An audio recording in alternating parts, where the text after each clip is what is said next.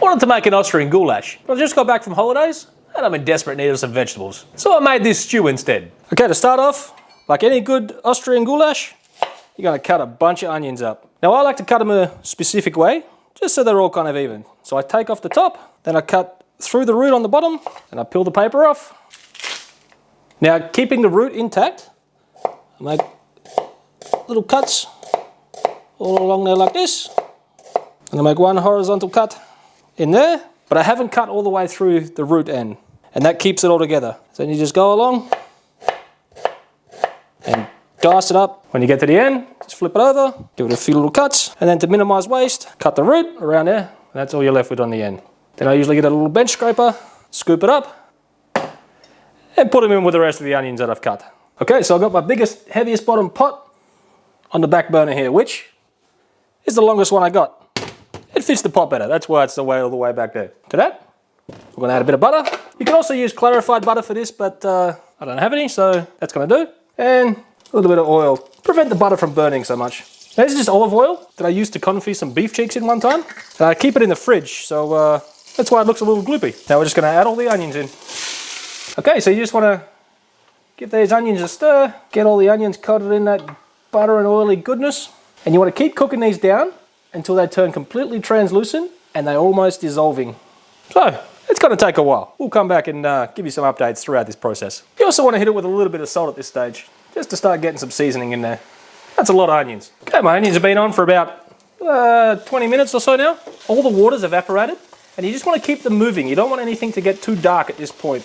You just want to keep on cooking them over that medium-low heat, and keep on, cooking them down so they're completely translucent and almost dissolving. My onions have been cooking away here for a good bit, about 40-45 minutes, and they're getting kind of jammy. At this point, I'm going to add some paprika. I got smoked paprika and normal paprika. Also got some Marjoram in there. We'll bung all that in, and also at this point, we're going to give it a good squirt of tomato paste. About that much. All right, we just want to get it all mixed in, and we just want to cook off this paprika here for about a minute to a minute and a half, just to get rid of that raw taste of the tomato paste and the paprika. Okay, after you've cooked it off for a couple of minutes, and just before it starts to stick and burn, I'm going to add in some fennel stalks. Now later on, I'm going to add the rest of it, but for now, the tops of them, the stalks, they're quite fibrous, so I want to chuck them in right now so they'll have enough time to break down and they're not so, fibrous and nasty when we go to eat the final dish. Okay, also at this point, I'm going to add in a little bit of beef stock. About 200 mils or so. We'll give that a little mix around. You can also just use water if you don't have any beef stock on hand. Or now we're going to start adding the meat. Now in Austria, this comes pre-cubed up, and it's marketed as a goulash meat. And I'm not quite sure what it's called in English. My best guess is some type of chuck. It actually shows you on the picture where it's from. It is chuck right in the neck and the shoulder. That's goulash meat. Right, once you got it all in there, want to get that all mixed in, get all the meat coated in all that onion and paprika goodness. Now a lot of people sear this off, the meat.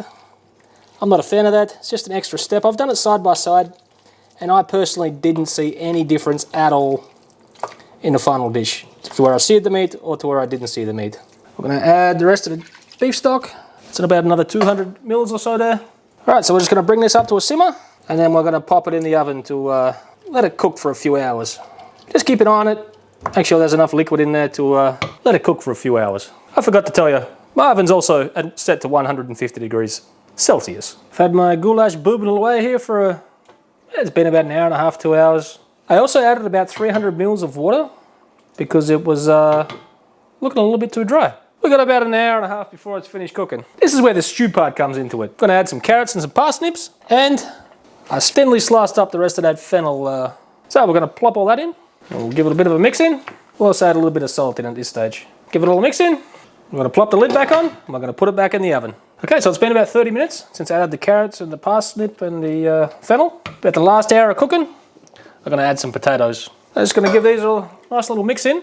Now I'm going to continue cooking this the rest of the way on the top of the stove because I need to turn the oven up to make some soda bread.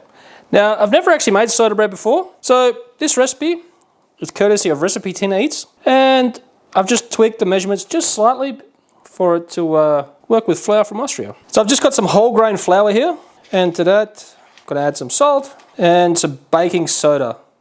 I'm just gonna sprinkle that in. Then we're just gonna get these mixed in together with a fork.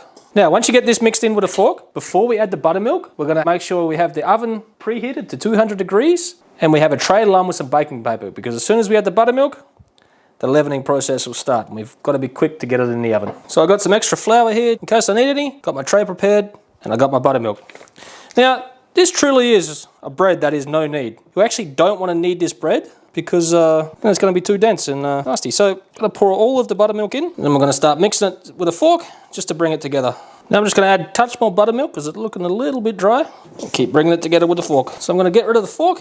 I'm just going to slowly bring it together with my hand to make sure that it's all coming together. I'm just going to get a little bit of flour down on the work surface. And we'll pop out the dough. And now we don't want to knead it, but we want to bring it together into a nice round shape. If you need some more flour, don't be afraid to sprinkle a bit around the place. Once you got it like that, you want to flip it over, get it onto your baking tray, and give your hands a quick wash. Okay, now with a knife, you want to aggressively cut it. You could cut it all the way through if you wanted to. I did see some recipes like that. We're just going to aggressively cut it, make it split open a little bit so the cuts are showing. This will help it cook in the middle as well, just like that. Now we pop it in the oven for about 30 to 35 minutes. After 35 minutes, you take it out, and if it sounds hello when you tap it on the bottom, you set it on a rack to cool. So now my goulash is done, and I know that because I've tasted every element and everything tastes amazing. So now we're just going to let it sit for about 10 minutes, just to let it chill out for a moment, and then serve up a bowl and give it a taste. Let's check out the crumb on this bread. Considering there's no yeast, and I didn't do much to it, it's actually not too bad. Let's have a taste. Everything I saw on YouTube, they said put some butter with it, which might help. Let's have another taste. Considering it's 4 ingredients, takes less than 5 minutes of work time, that's a pretty damn good bread.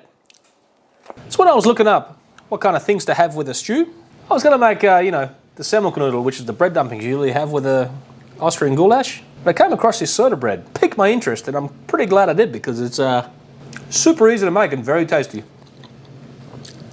While it's not quite packing the meat and onion punch that the regular Austrian goulash makes, it's definitely hitting the spot considering it's middle of January here and it's freezing outside. It's a damn good replacement. Oh my gosh.